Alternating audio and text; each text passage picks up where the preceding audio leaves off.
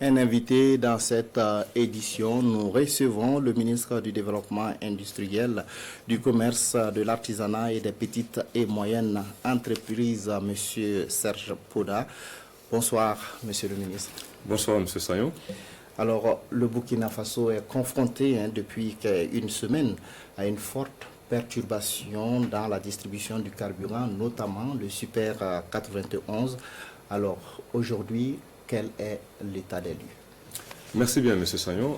D'abord, permettez-moi donc de présenter les excuses du gouvernement dans son ensemble, ainsi que donc de la Société nationale burkinabé d'hydrocarbures pour les désagréments causés donc par cette opération donc de rationnement des hydrocarbures en vue donc de sécuriser les stocks nationaux.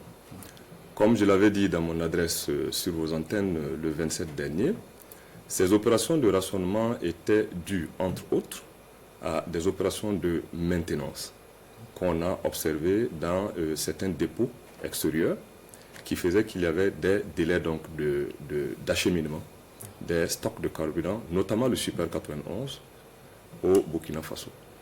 Et informé de cette situation, nous avons actionné donc, la voie des affaires étrangères pour solliciter l'accompagnement dans ce pays, donc des plus hautes autorités, ce qui a été fait.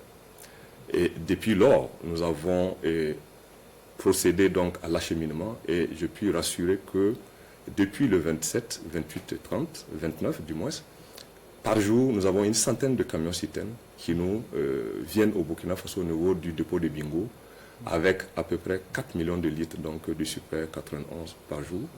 Et normalement, la situation devrait rentrer dans l'ordre. Justement, les Ouagalais peinent toujours à trouver du carburant. Il y a toujours de longues files d'attente devant les stations-service. On s'est dit, quand est-ce que la situation va revenir à la normale? Oui, c'est ce que nous avons constaté. Il y a toujours de longues files d'attente au niveau des stations parce que la situation est prise en charge progressivement. En termes de statistiques, vous savez que la consommation journalière au niveau donc, de Ouaga et ses environs, c'est dans une fourchette de 2 700 litres par jour à 3 millions maximum. Donc le pic, c'est 3 millions. Et depuis le 30 décembre, la Sonabi fournit et a d'ailleurs procédé à la suspension des rationnements. Il n'y a plus de rationnement. Les quantités sont livrées à 100% aux distributeurs donc, des produits pétroliers, donc autour de 3 millions. Et à la date d'hier d'ailleurs, il y a eu plus de 3 300 000 qui ont été livrés aux distributeurs. Donc plus que la consommation, le pic même de quantité consommée normalement. Alors ces files d'attente pourraient s'expliquer selon les informations que nous avons reçues, soit par des rétentions volontaires par certains distributeurs, soit par des constitutions de stock par certains consommateurs qui ne devraient pas s'expliquer. Peut-être la psychose existe toujours et c'est le lieu pour moi de rassurer tout le monde que la situation est rentrée en ordre et les instructions ont été données pour qu'il y ait une équipe de veille qui continue toujours de travailler, qui a même travaillé durant ces jours fériés et même aujourd'hui est toujours en place au niveau du dépôt de Bingo afin de toujours livrer à 100% les quantités qui sont dédiées à chaque distributeur pour satisfaire donc les Ouagavillois dans le cadre donc, de leur demande d'hydrocarbures. Alors, vous l'avez dit, peut-être que les gens font des stocks qu'ils ne devraient pas faire. On voit toujours, malgré le communiqué de votre ministère, des personnes qui cherchent donc à stocker du carburant ou en tout cas se servir dans des bidons. Alors, que fait votre département justement pour mettre fin à cette pratique?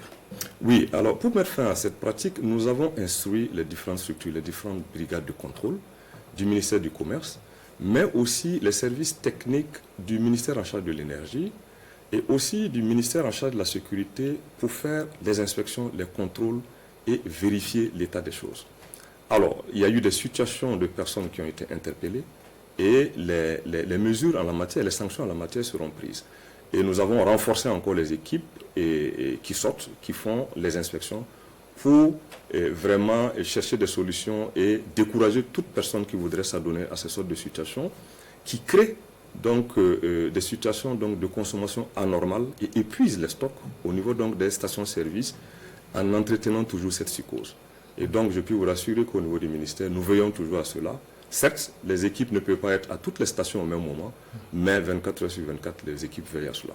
Alors, Monsieur le ministre, ces perturbations ne sont pas à leur première phase. Le Burkina Faso, en tout cas l'approvisionnement, connaît quelques difficultés. On l'a vu plusieurs fois.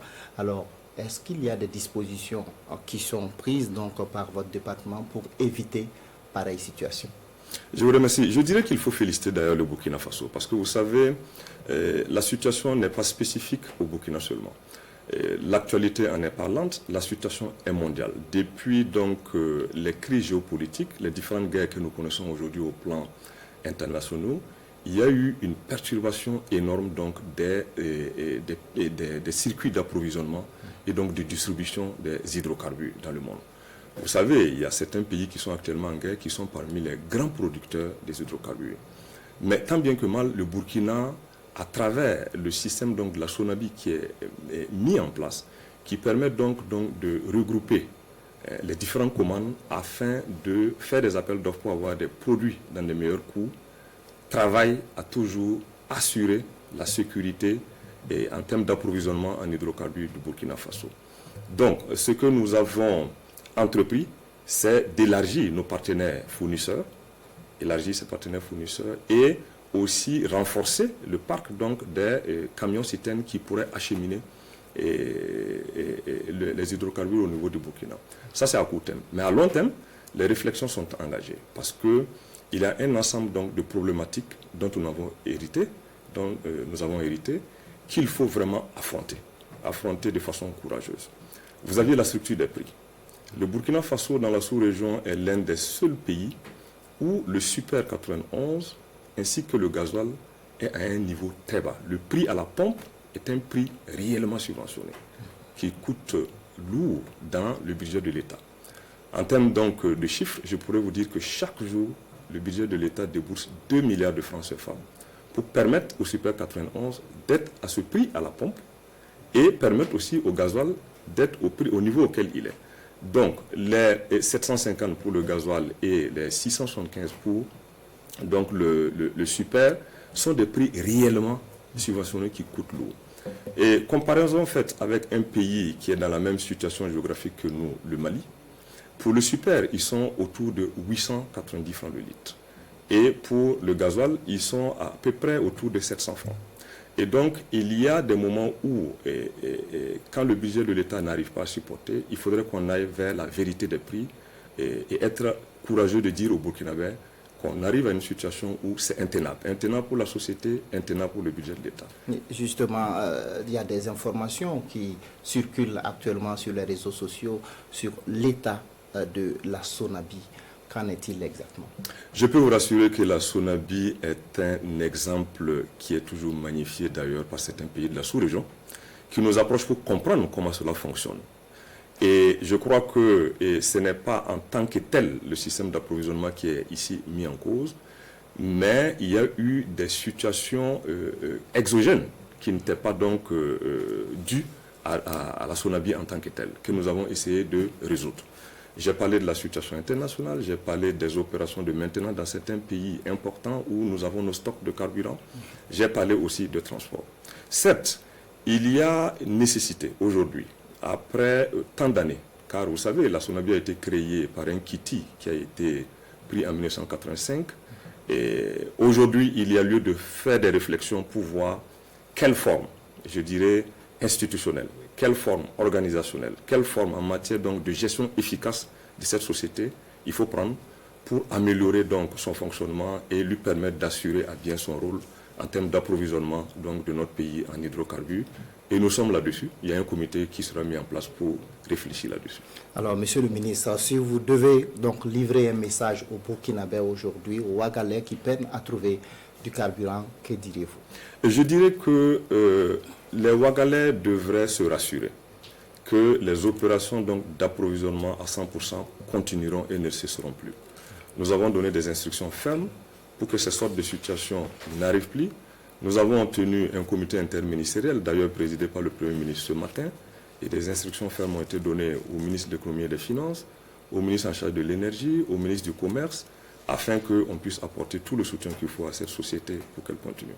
Remercier aussi l'ensemble de la population qui n'a pas cédé aux opérations de désinformation que nous avons vues sur Internet, en envoyant certains messages alarmistes qui n'ont pas de raison d'être. Je crois que ce n'est pas patriote. Il faudrait que tous les Burkinabés contribuent à leur manière à la solidarité, par solidarité donc à consolider les acquis. Merci, Monsieur le ministre, donc, pour toutes ces informations. Et je rappelle que vous êtes le ministre du Développement industriel, du Commerce, de l'Artisanat et des petites et moyennes entreprises.